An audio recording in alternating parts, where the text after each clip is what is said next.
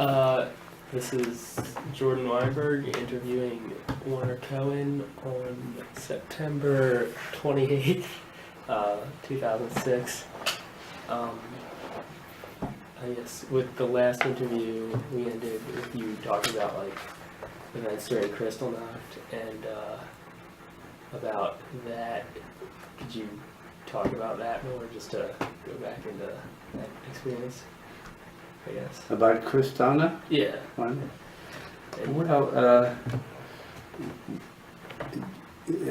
I need to review what I said then, you mean? Or what? Or just, Yeah. Well, I think I indicated to you that the date was the 9th of November in the year 1938. And that by that time I had been forced out of high school, which was the German high school, and I had been attending a Jewish high school in another city, Cologne. I lived in the city of Essen, so every day I had to commute on a train. And on this particular day, when I arrived at the Yavne High School in Cologne, the gates were closed, and I knew nothing about what was going on until a teacher, one of the English teachers that was teaching a course leading to the Cambridge matriculation examination, by the name of Alan de Rosset, made himself known by whistling. He was standing around a side street, peeping around the corner, and waved me closer to him. And as I approached, he wanted to know what was going on. What was there? Well, he said that I better go back to Essen because there would be no school. There was all kinds of events in Germany, including the burning of synagogues all over the country. And with that, I left on the train, and I got back to my hometown and approached my own house. Walking up the street, which had a curve, and I perceived a large group of people standing maybe 2 or 3 deep outside. Turned out they were rubbernecking. What had happened was, what had happened to thousands and tens of thousands of homes, the organization, the Nazi organization, had prepared for this event, this type of event, for many, many months, maybe years. And the trigger for the whole Kristallnacht program, I want to repeat, was the assassination by a young Jewish boy in Paris of the third counselor at that embassy, by the name of Ernst von Rath, R-A-T-H.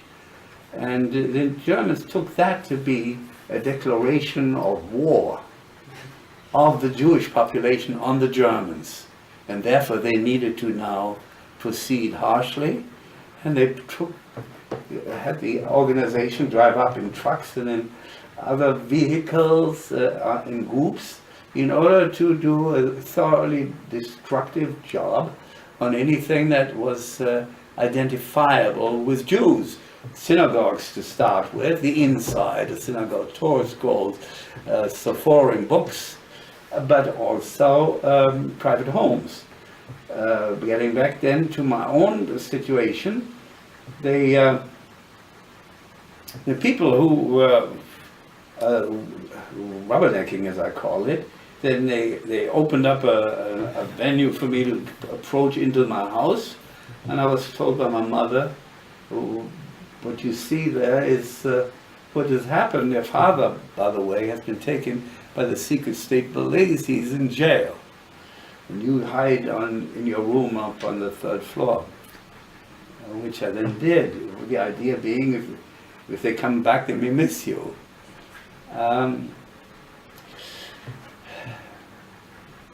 Well, they did come back, and they did find me, I guess, and marched me down the steps. And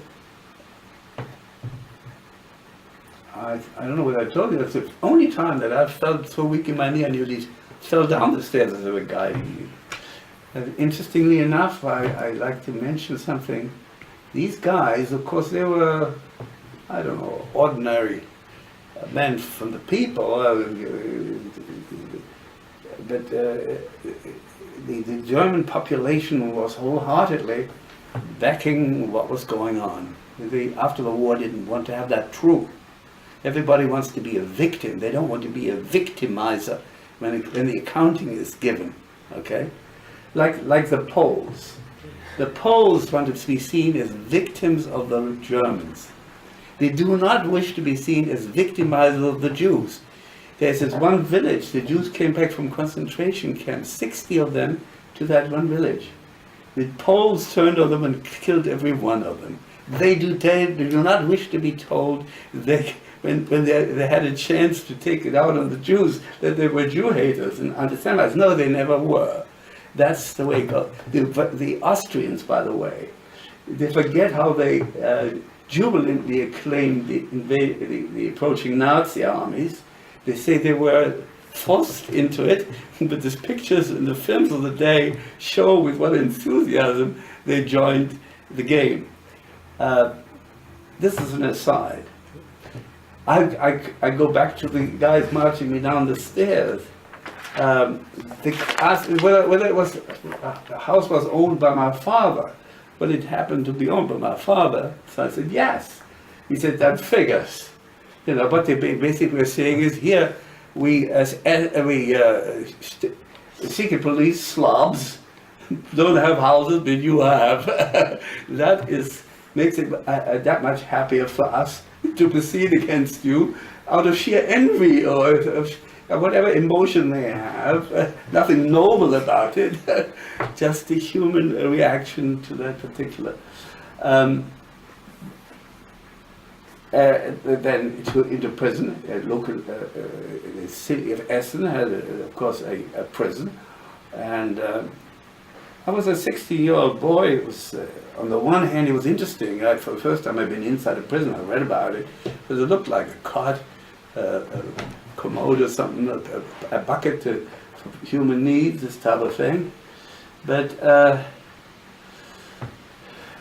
didn't have, at that time, the mature understanding, say, of a grown-up, fully grown-up person to understand the dimension of the calamity which had occurred. And did you want to ask any questions or what I'm saying? So, please interrupt. I think it makes it more interesting for you if you do, rather than me just to say, because pretty soon you'll be laying back your head and sleeping at me while I'm talking. That would be a disaster. Were there others in the prison, like, in similar situations? Yeah, you see, there's a good question. They had rounded up, it's several thousand, several hundred certainly, other Jewish males in the city above a certain age, and they were all suddenly put into that prison. Usually in a prison you get one criminal and another, but you do get 600 criminals dumped on the director of the prison in one go, right? But that's the situation they were. So the Essen prison was relatively large. It was the prison in Essen. It was. Well, it was a large prison. Yeah. You know, it's like are you familiar with Baltimore downtown prison facility? Well, they could take several hundred prisoners. I don't know whether it's quite that large or not. The city was the same size as Baltimore, Yeah. so that wasn't a problem. But I would just say that for about a week I was held there, and then because I had actually too many. Actually, they put me into another facility in the suburb of Essen, an old town that probably came from the Middle Ages, and the prison was that much more ancient. And there was one other guy that was a contemporary of mine, Wolfgang Pelz was his name. And the the warden there, he was, I guess, amused by the fact he had 16-year-olds coming in there from good families and so forth. So he let us out of opened the cell and made us sweep in front of it a little bit, which was a pleasant relief for me. But it was obviously, as far as the warden was concerned, a situation he hadn't encountered before, having ordinary people suddenly stuck in there for no reason other than they were Jews. That's what it amounted to. Well, back to the regular prison, then onto a train. We marched through the streets early in the morning with the population that were up then and in the street just gawking and watching it all. Apropos the fact that after the war, when I was in Germany for a whole year, I never encountered a single German who knew anything about anything. If you had asked the people who were in the street and saw the Jews being marched through the city after the war, did you know about it? They would have said, no, I never knew anything.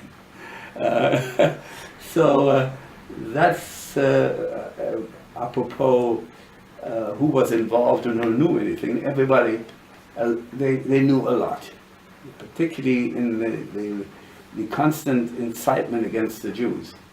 The train ended up on a spur outside, right outside the concentration camp of Dachau. And as I looked out, I see these guys there in their uniforms, blue, white stripes, the cap like that. And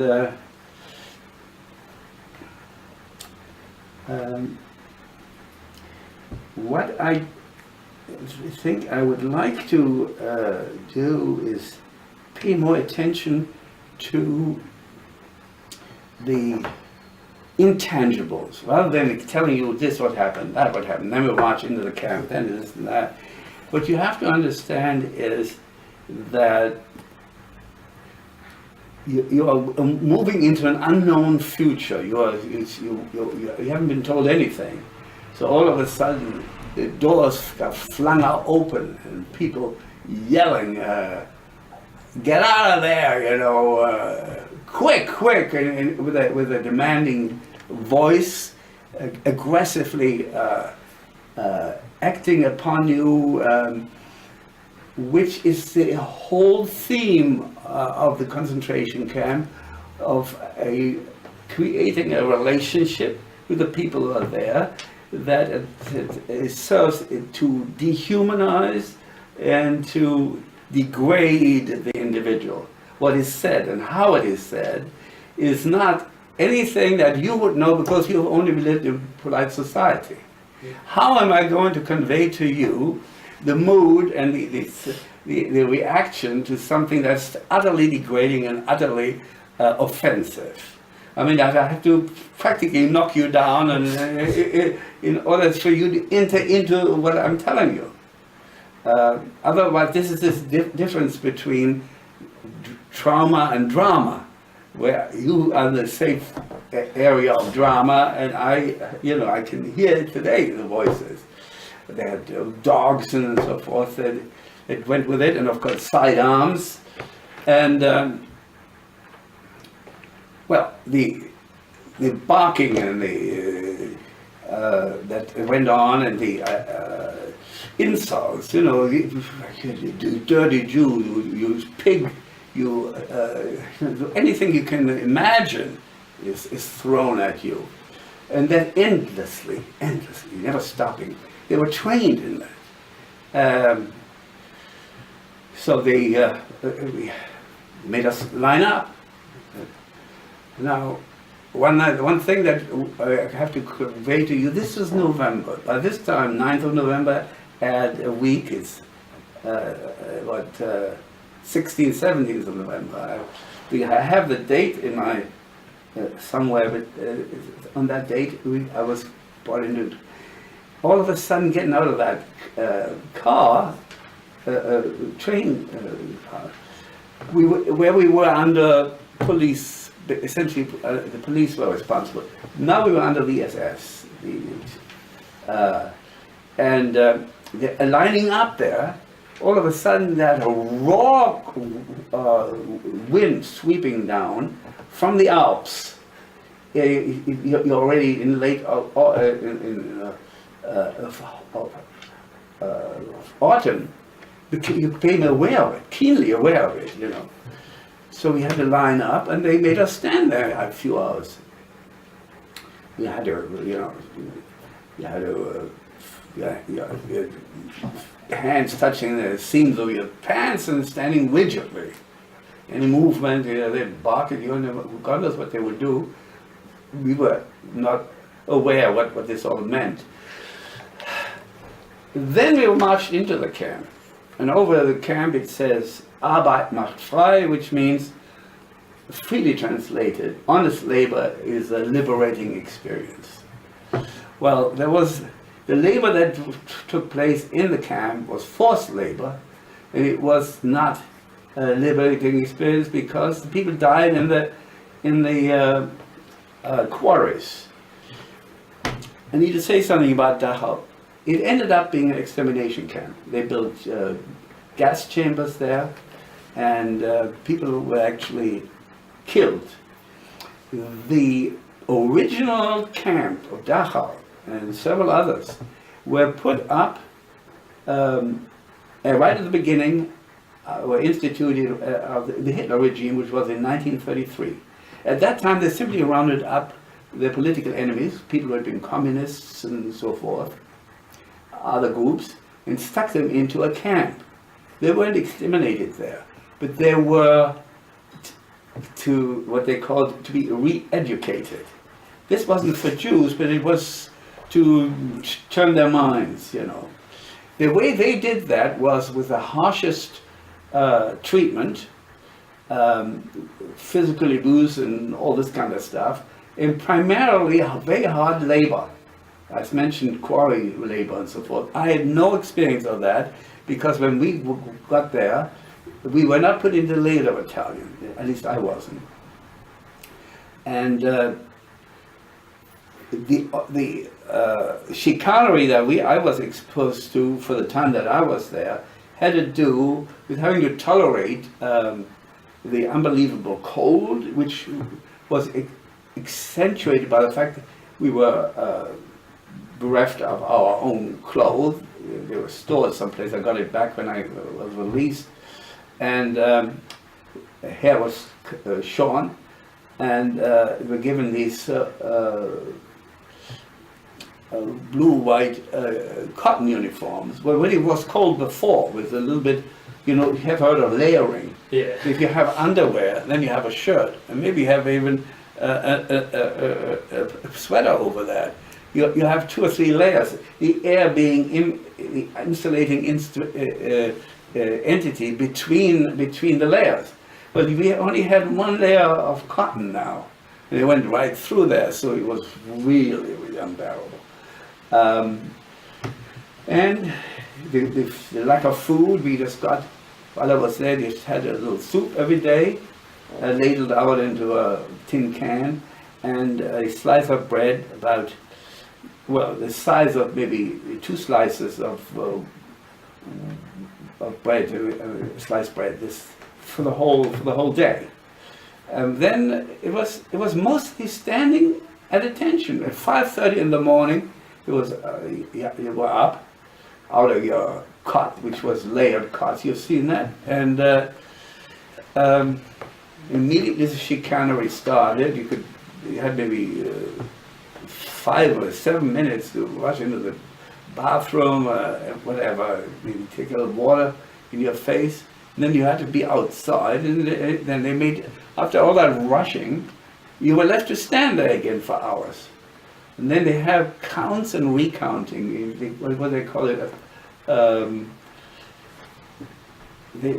that seemed to be something that was prevalent. They didn't know what to do with you, so they ended up making you count, you know, a count off.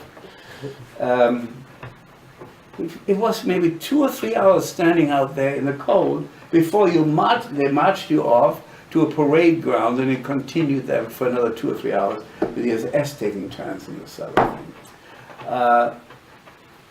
all I remember is the cold, and I remember the lack of food. In the 3 weeks that I was there, I lost 10 pounds. For a boy, I was only, I don't know how much I weighed then, maybe 115 or 120. So it's 10 pounds lost was a significant reduction of weight. I couldn't think of anything but food, what I had before and so forth. As they marched you endlessly through the day. Any question you have? Do you remember like any particular people from your bunk that you were, the layered bunks that you were talking about? Like, No, I do not know. Today, I mentioned this one guy who was from my same community, but I do remember one event that I may have mentioned before, that I always remember, and I always have this man in mind when we have memorial services. My mother's cousin, first cousin, her son, who lived in the town in which she was born, a rural town called Geldern, in the lower Rhine area, Rhineland.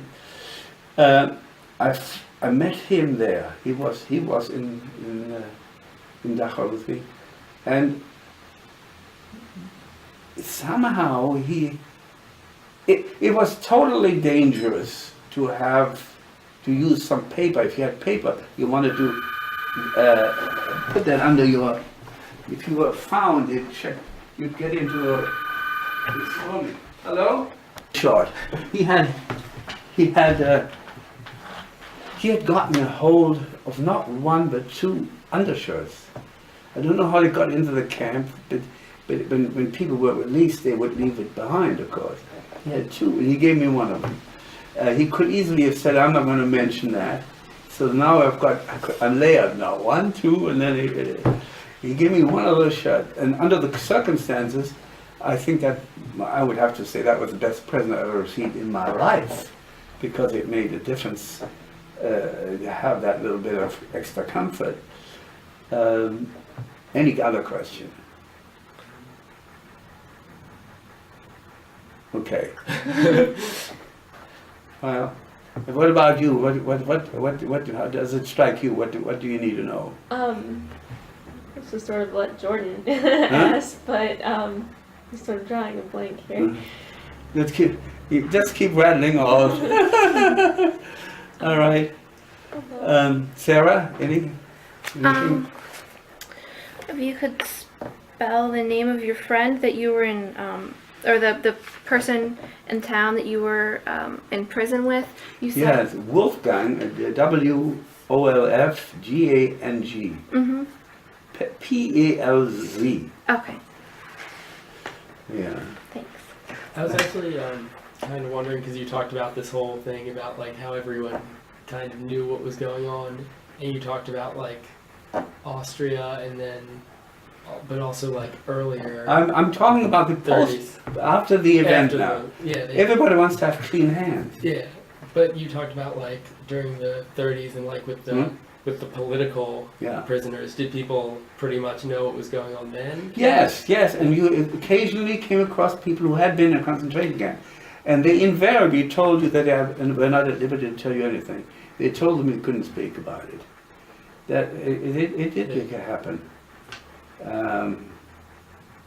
But this had nothing to do with Jews. Yeah, the Jewish thing only, and I know that the commandant of Dachau was in that position of knowing what to do with those 1,000 people or more that came in one day, because as I said, they were not divvied into working groups to go into quarters and so forth, because he probably was just wondering what's going on here, how am I going to rearrange the routines of the camp with this sudden situation thrust upon me, because if I react too fast, then the undoing of what I'm doing could be, it's better to wait to see what will happen.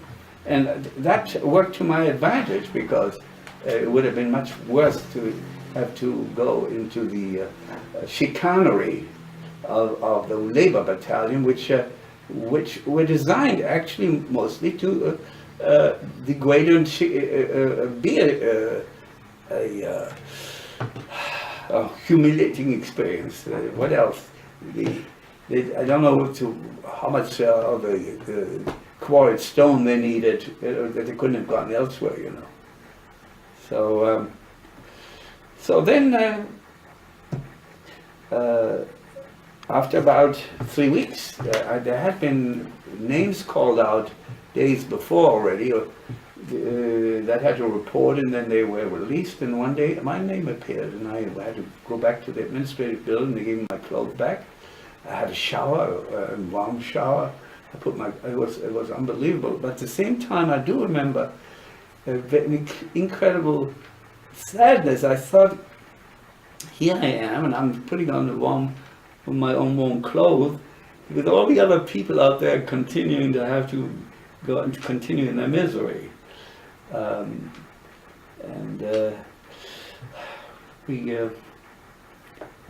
went back on a train, and when we went through Munich, which was a larger town through which the train had to be rerouted, or I forget whether we had to change train. This time now we were on our own. I'm no longer under supervision. There were some Jewish ladies with coffee and maybe some cake at the platform every day. I guess people from Dachau were coming through there, and they were trying to give them some gesture of friendship and of sympathy or something like that. And then I ended up going home, and here was my mother, who informed me that, in fact, I was scheduled to leave in a short time, and it developed that a chain of events that had occurred that was outside my knowledge. The British, which had been preventing Jews from going to what was then Palestine, what is now Israel, because they wanted to court the friendship of the Arab rulers and masses and so forth. Had been this, let's put it this way, had been singularly unhelpful in getting people out of Germany who needed to get out, who made every effort to go here, there, anywhere, and certainly Palestine. The word Palestinian didn't exist then. The Palestinians were the Jews. This is only since 67, I think, that they're talking about Palestinians. Are you aware of that? The people have been in Palestine, they claim to have been there from times immemorial.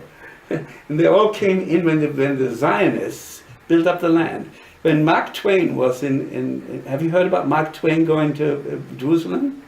You have to read about that. Look it up. He said this is a devastating sight. Stones and wilderness and a few stray cats and nothing else. That was a time when the first settlers went from Russia to Israel, to what is now Israel. And as the developments of the Jews flourished, okay, the surrounding areas, Arabs from Syrians, tried to get labor, and they came into the area, time immemorial, before the First World War, and that's how they got into Palestine, what is now Palestine. Why am I going there? I'm losing. It really had to do with the mentioning of the fact that the British tried everything to avoid the flourishing of that enterprise, which ended up being the State of Israel. Then somebody had a change of heart, but only after the 9th of November. And seeing the total destruction, the ruthless war the Nazis waged against the Jews, he in Parliament made a proposal that if English would take 10,000 children under the age of 17. Under the age of 17. That was the hook on which my release ultimately depended, because I had mentioned this high school, the Yavne in Cologne. They had a director by the name of Dr. Eric Klebanski, who had for years hoped to engineer some kind of an immigration project where whole classes would go together into a foreign country like England. But it was a dream. Nothing came of it. You can dream as long as you want to. Under this new provision then of England being willing to take Jewish children, it was really a matter now of finding British citizens, preferably of Jewish background, who would want to sign financial responsible for that project. Now, if you don't think that's hard to do, I mean, people will pay lip service, but actually being involved financially, that is another situation, don't you understand? Wouldn't you react that way? As long as you can talk about it, what? When they want some of your pocket money, hey, not so easy. Well, this young rabbi of this particular synagogue in London by the name of Louis Rabinowitz, Dr. Louis Rabinowitz, he got up and pounded the pulpit on a Shabbos morning. He said, "I'm going to tell you something. My sermon this week consists of the fact that I've committed you to take a class from this high school in Cologne. We need a building, a hostel, beds and everything else, kitchen, help that cooks, everything else. You pay for it. I've committed you, and the amount everybody owes is this and that." A lot of people would have said, "Hey, you committed me? You have no right to commit me. I'm out of it." By the time everybody declares, "I don't want to be in on it," that way he would have been standing there saying, "I've committed it and I have not a single person to give anything." Okay? That's the human situation, isn't it? But he was able to do it. And as a result, 30 boys in one class and then 30 girls in another class, all 13 years old, were brought to England, and they were received cordially and friendly and all this kind of stuff. And there was a setup to collect the money every week. I don't know anything about that and how many started to default after a while and all this kind of stuff. That must have happened, but I was not in that part of it. But the fact that I needed to come out of the concentration camp, my mother approached Dr. Klebanski and said, "What are we going to do?" And he said, "I will take this boy who was older. I was 16, and I attach him to, he's one of the 13-year-olds that was going to go out. The only one, everybody else being of that class." And that was the chain of circumstances, the British allowing it in, then my having gone to the Yavnis. Anywhere else I wouldn't have had a connection where somebody was trying to send out young kids, and being attached to that, it saved my life. I don't know whether I mentioned to you, I was exactly 16 when I was sent in a concentration camp, and when my mother undertook to get me out. There was a delay. The actual transport leaving Germany was, I think, on the 17th of January of the year 1939. Okay? By that time, I'd been home a couple of weeks already, or 3 weeks, maybe months of preparation. My mother bought me clothes and this and that, whatever. But I had also, on the 8th of December, just about a month after just done after, and better than a month before I left, I turned 17. 17s were not eligible for that. And if I had been born, therefore, a month or two earlier, again, I would not have been, I would probably died in a concentration camp. The guy with the shirt gave me my shirt. His name was Herbert Gerson, Gerson, He eventually, I learned, was released from Dachau. And he emigrated somehow to Holland. Holland was occupied and overrun when the Germans declared war in September. And they got a hold of him again, put him back in the concentration camp, and he died there. He got out once, but he didn't get out twice. So that's why on Rosh Hashanah, and any memorial service, I think of my parents, of course, and others. Think of him all the time. What else? What was that that process like with the time when you were waiting and getting ready to? Well, one of the things we did, a family picture was taken. Yeah. I don't know, that took an hour to going there and coming back. But, well, one of the things I can show you here might be interesting. Every day, I was a former concentration camp inmate. You can trust them, and therefore every day I had to report.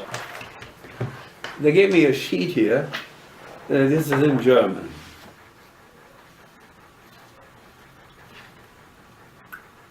It says here the following Werner Cohen, who had been released from protective custody. That's what they called it, protective custody. Just a euphemism. And who lived at this address, has to report, starting from the 14th of December, the 13th I've been released, 14th, I had to report to the police station every day to show that I was there. And here, every day, see, they know, every day, a police man signed again. So that was another hour or so walking there and back and getting, did you see that? Yes. Anyway, other things, well, my mother of course, went out and bought me some things.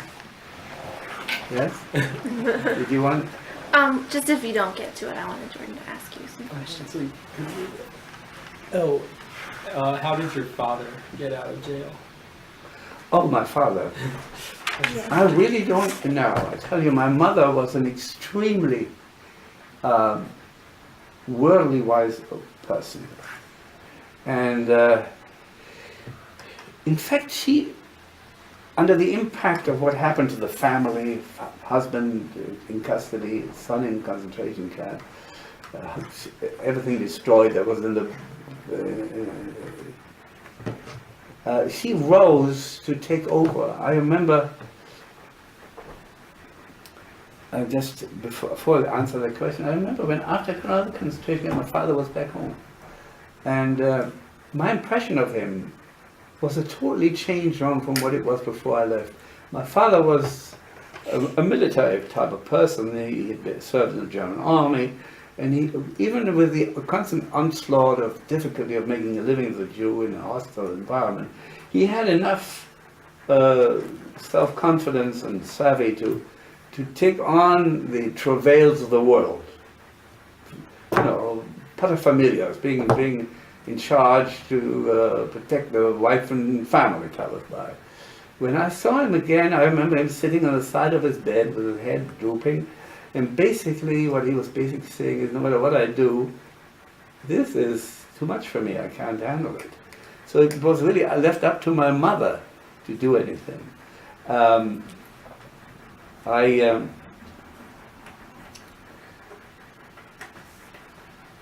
What was the question? Please repeat that.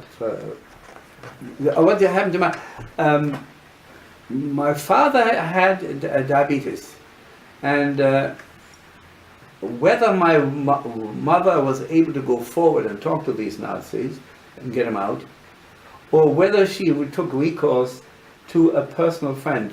My mother came from a very assimilated family. She had been in what they used to call finishing school for young women. You know what wine glass to serve. This was was part of a certain social setup in Germany.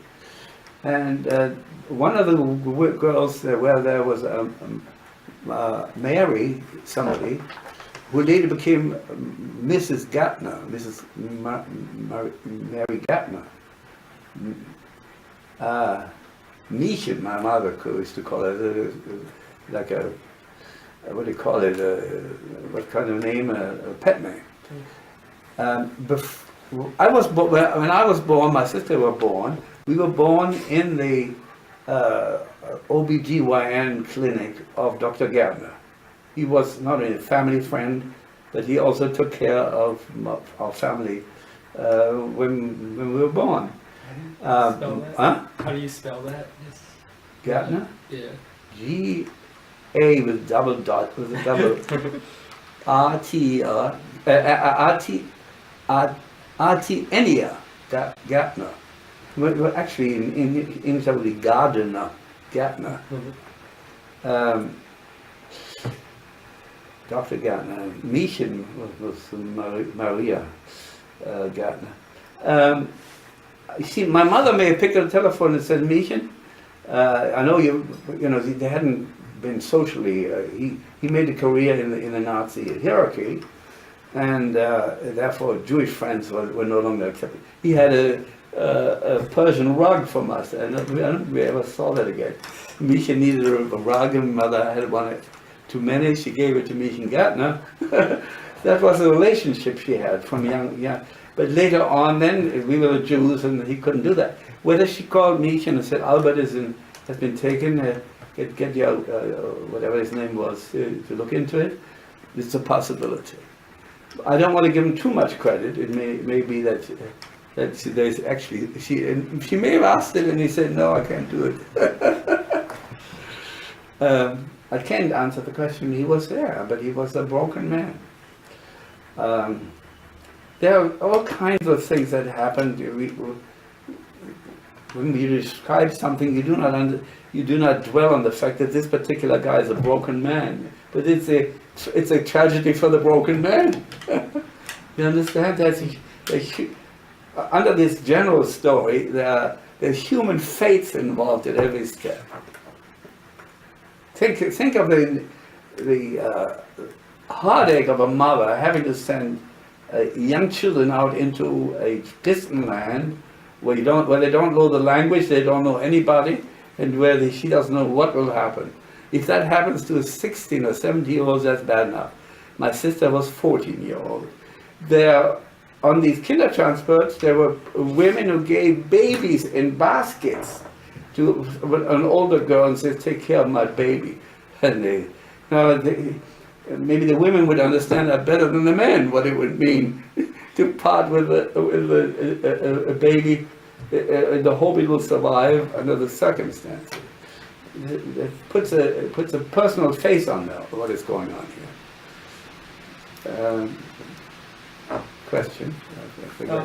What did you interact more with your sister when you were there, or was it pretty much the same as before? When I was where? When you returned home from Dachau? Oh, my sister. Oh, I didn't interact. My sister and I, even to this day, she's here. We have totally different personalities and not on the same page. It has to do with that interest of mine. I'm a man who's philosophically inclined and looking into causes, effects, and trying to get clarity. She's interested in going to Atlantic City and playing the machines or something. Other times she likes to go on cruises. Cruises, I think, after 2 days would bore me to death. You know, how many times would I want to run around on the deck and stare out over the ocean? I mean, it's a different life. Different people are different. Have you got a sister or brother? I've got one sister older than me and one that's younger. How do you interact with them? I interact with my older sister better than my younger sister. Mm-hmm. All right. Okay, so Well, you know what happened to, he's saying what happened to his sister, but. Okay. What happened? So you waited at home yeah, until... it was a matter. It was a waiting game, Okay. and I was looking forward to get the heck out of there. I don't think it was something to talk about because the outside experience was wholly negative. You were in amongst essentially a hostile population. They don't have anything to do with you. There were exceptions. There are always exceptions. But my parents, of course, were keenly aware of an approaching date, whether it was 5 days or 10 days or 3 weeks, when the whole structure of the family would be taken apart. And maybe it mattered more to them than to me because there was this expectation of going to an interesting new adventure in a foreign land and seeing new things and experiencing, and also getting out of Germany. So it was more trying for the grown-ups. When did you actually leave from Germany? Well, that was in August, in January 17. I was on the train, Yeah. and it went to Holland. My parents actually got on the train, they bought tickets. I told you the main group of kids came out of Cologne, Yeah. and I came from Essen. My parents got on the train with me. We went to a city called Krefeld, which is equidistant roughly from Essen and Cologne, in order for me to change trains and them too, to join the class. I became officially part of that group that I mentioned. And then it proceeded to the Dutch border. My parents got out of the train. The Nazis would checked everything. We weren't permitted to take anything out, except a small suitcase or something like that. No money. And then we crossed the Dutch border, and I heaved a sigh of relief. The Dutch border patrol came on board, and we crossed Holland to board a ship at Hoek van Holland. That's a port in Holland, and Hoek, H-O-E-K, Van, V-A-N, Holland, Hoek van Holland. And then I was on the boat, crossing the channel, and we went to Harwich, H-A-R-W-I-C-H, Harwich. And then I was on English soil, and we were met by representatives of the congregation that I mentioned, Dr. Louis Klibanski's congregation, loaded on a bus, and they drove into London, where they had taken possession of a house, private large house, we put all the kids in, which happened to be located on number 1 Minster Road. And the section of town was Cricklewood, the way C-R-I-C-K-L-E, Cricklewood. So 1 Minster Road, Cricklewood, London, was where I spent the next year. There was a meal prepared, and the ladies were swarming all over us. We were new, it was exciting, it was something they were involved in. But it didn't last long. The routine of life pretty soon blunts everything, and everybody says, well, I had my excitement, I'm going home, thank you very much. That's the difference between trauma and drama. So as soon as the drama gets a little bit tiresome, they say, I don't need this, right? Is that the way life is? Can you empathize? Yes. Do you remember anything from the boat ride or the train ride into Holland? Any specific things? Well, no, it's not something that imprinted itself on my mind, except staring out over the channel, which was part of the North Sea, No, that was not. But then once we got into the hostel, then we had adjustments. First of all, I had to live with 13-year-olds. That makes a difference whether you're 17 or 13. And one of the ladies in the committee, in fact, took a shine to me and invited me for Shabbos meal and at her private home. And from then on in, I had a personal relationship sort of with that one family who occasionally invited me, the Snowmans. And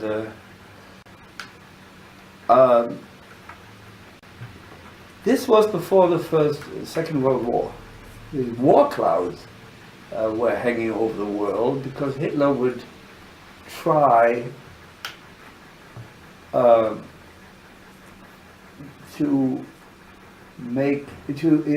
aggrandize his power, and so he kept invading countries. Like went into Austria. Eventually, there was an appeasement attempt by a guy by the name of Neville Chamberlain, who was. Have you ever heard of him? Yeah. He was prime minister. And he was trying to do what our Democratic Party in this country is trying to do, and many others. They wanted peace. They say, we've got to get the hell out of Iraq, get our people back, to heck with it. We've had enough. You lied for us to get into there and all this kind of stuff. They do not want to understand that there are people in this world who want to see us dead. And if we do nothing, they will come back and take more planes and fly it into the Sears Tower and everything else. They're never going to stop. They are true believers. They are true believers in what they are doing, and you cannot sit down and negotiate. True believers do not negotiate. Mr. Chamberlain, Neville Chamberlain, was a very fine English, upright gentleman, used to the routines of parliament and civilized discourse, even if he disagreed. And he felt he could go and visit Hitler, sit down, and come to a reasonable understanding that the war clouds that hang over Europe should be dispelled by mutually give and take, and we would go home. And he did go home. He stood on the top of the stairs, of the steps that allowed him to descend from the plane in those days. And he said, peace in our time. In retrospect, a complete idiot. A totally idealistic idiot who didn't understand that people were going to die by the tens of thousands and millions. Like we have in this country today. You know, I've been through all of this. I know what's being said. There are people here who, out of the goodness of their heart, say that if you are nice enough, and if we retreat enough and apologize enough about cartoons in Denmark, we go on a bended knee and say we should never. I said, the Pope must apologize, you know. Go on your bended knee, you're going to get it. No matter what you do, nothing will happen. They will want to kill us because we're infidels. You know what infidels are? Non-believers. And that is what happened while I was in England. This kind of atmosphere prevailed, and I was wondering what would happen, because I had contact with my parents. I could telephone. We spoke together, and I knew as soon as war was declared, that would be finished. And that's in fact what happened. There was another 9 months or so, on the 1st of September of 1939, Hitler, who had talked to Neville Chamberlain and given him the feeling that there was peace in our time, he did what he should had said, what Neville Chamberlain understood would never happen. He simply invaded the Sudetenland, which was part of Czechoslovakia. Now there happened to be a treaty between England, France, and Czechoslovakia that if this happened, it was automatic war. Hitler should have said, hey, can't do that. Mr. Chamberlain would like it, you know. Mr. Chamberlain, I talked to him. He didn't give it a thought. He just walked in there. You see, it's a different kind of thinking. Mr. Hitler had a different way of thinking about things. And it was a brutal approach and he precipitated the war. What implication it had, I could no longer talk to my parents. Communication was entirely through Red Cross letters, which were thin pieces of paper. With, I think, maximum 25 words, and all you could say was, "I'm well, how are you, bye-bye," or something like that. And that's how I lost contact, except for the fact I had a first cousin living in Spain. Spain was a neutral country, in Seville. He had married a Spanish girl. He was actually a Dutchman. How was he a Dutchman? And I was a German. My father's sister, my aunt, had married a Dutchman, and they lived in Hilversum. And the son became a chemist, and then working for a Dutch chemical firm, was put in charge of operations in settled Spain, where he then settled. Why is all this important? My parents could send letters to Spain, which was a neutral country. And they did. My cousin could, K-U-R-T, to put them in another envelope and send them from Spain to England. And that way I was able to keep in contact with them. And my parents were constantly worried about what the kids were doing and all the details. And I kept writing, and from the occasional letter which I got, I found out that most of the letters that I written never got to them, because I'm constantly repeating everything. I also found that progressively the Germans were curtailing their rations. In the end, my mother, I said she was very circumspect, very world-wise. Not only did she get my father out of concentration, she got me out. When it came time, the Germans wouldn't allow people to be in their own houses. They made Jew houses. And instead of my parents ending up in some other house, which had been turned into a Jew house, everybody was moved into my mother's house. She was able to hold on, she thought, whatever that meant. In the end, of course, they were transported out of that house. And it was only through restitution proceedings after the war that I was able to get title to the destroyed property. The bombings had destroyed the house anyway. And I was able to do that, but the Jew house in which my parents lived allowed for them only to have, my father and my mother were just assigned the kitchen. And then the kitchen. Every room was full of people, you understand? Like there, here, every maybe 60 people in this house or something like that. So that was the reality. I found out that a very loyal baker on the corner, after the war, told me she had slipped them occasionally some extra bread or something like that. But I do remember my mother writing that the furnace didn't work anymore. So they were cold in the middle of the winter in Germany, like in Canada. Supposing you live in Ottawa or something, you have no heat in the house, right? But it wasn't the furnace. The furnace was a huge steel. What he was basically saying is, we have no coal to put in the furnace. No, okay, the furnace doesn't do any good unless you can put something into it. So that was what I learned from my correspondence with my parents during the war there. How much time do you want to spend on this? Well, in 1942, April 21, I think. This is.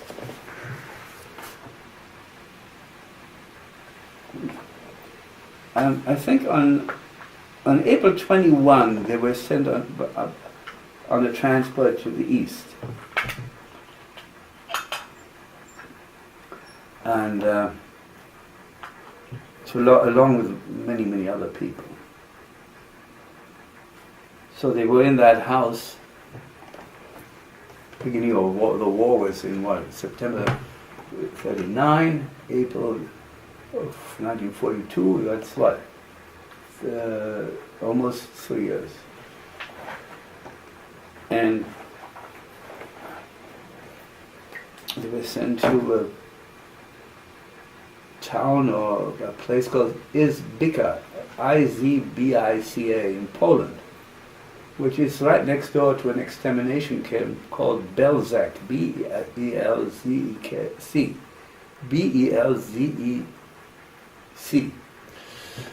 I didn't know, and that's from where I received a card. Can you imagine, in England, in the war?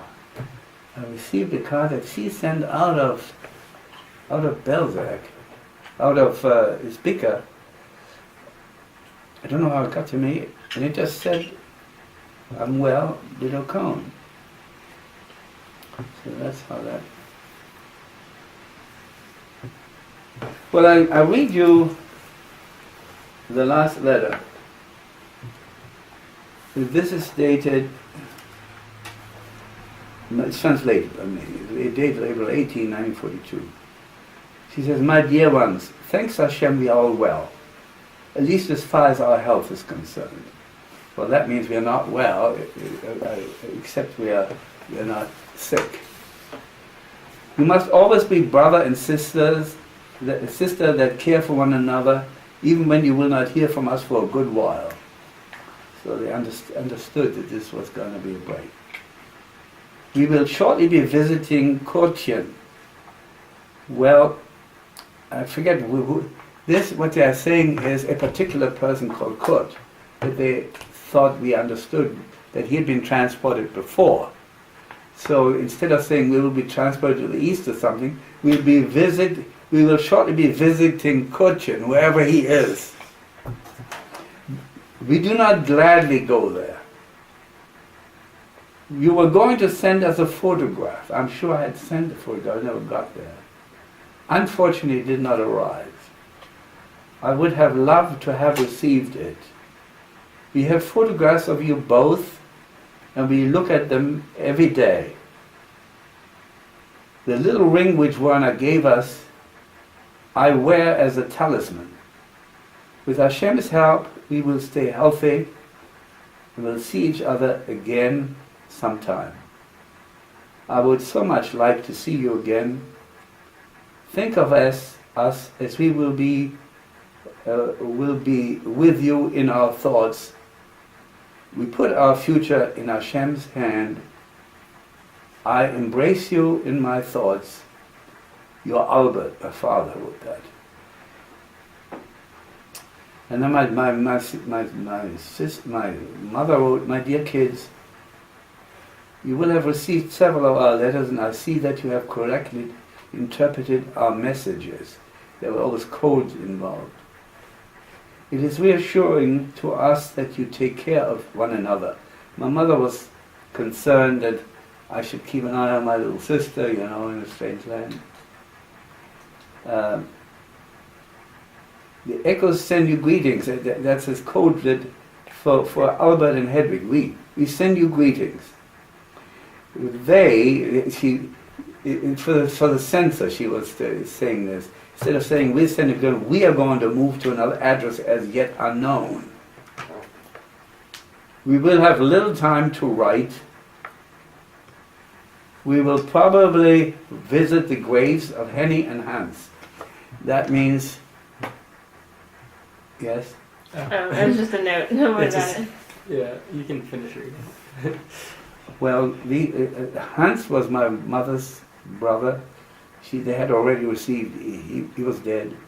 Henny had been sent earlier. That was my father's sister, and she had gone earlier, and they had also been received, told she was dead. Do not forget us.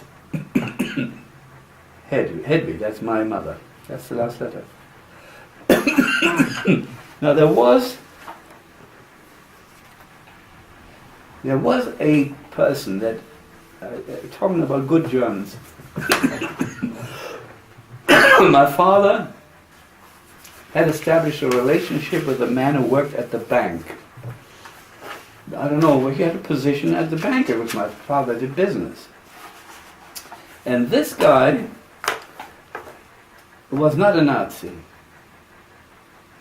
My parents' furniture ended up in his hand. I think my parents gave him the furniture, beautiful furniture he had bought in the anticipation maybe one day of emigrating. But he kept his promise to keep in touch with us. And he wrote 4 days after the letter that I just read. He said, "Dear kids," this is on German, I have translated it. "You will be surprised to receive a letter from me instead of, as always before, from Albert and Hedwig. Both of them send their heartfelt greetings. They departed today from Düsseldorf, which was a place where they were transported to, where the train took off to the east, where they spent the night with several others. Their destination was where Aunt Henny was also recently resided." We've already heard that Henny had already died, remember? She said he tells me that again. It was not easy for them to depart. They left the day before yesterday at 7 p.m., leaving behind a greatly reduced living space in their home at Brahmstrasse 10. However, the hope that you will all be reunited sooner or later gave them the strength to overcome their grief. It is to be hoped that the two of them will not become too lazy to write. That is the case in so many cases. It's not that they got lazy, they didn't have any chance to write. For my part, will write to you every month to keep you current. I mention in passing that Hedwig found out by accident her brother, no longer residing here for 6 months, had passed just before her departure. So that's a repeat of what I told you. So these were the last letters that I received.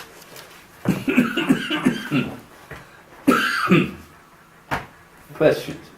Yes. How did your sister get to England?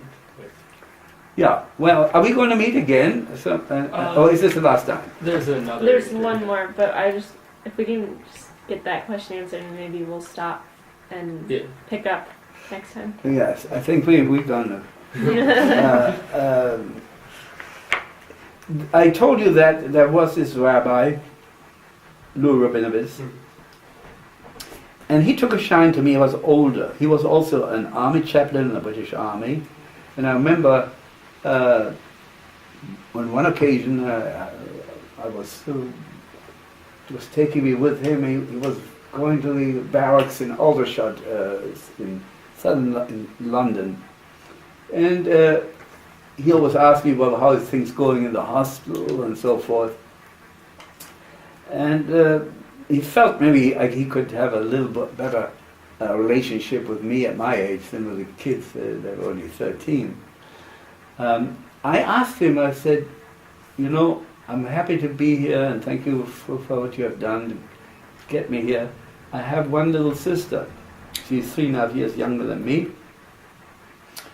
And if there's anything you can do to get her out of Germany, I would like to ask you to do that. And he did. He made out some kind of a guarantee or something. He said, well, one more kid who was signed responsible for, and she ended up coming to England in June. That answers the question. Did she put up was this one program? Or? Yeah, she went into the hospital where the girls were. Yeah. Right. Okay.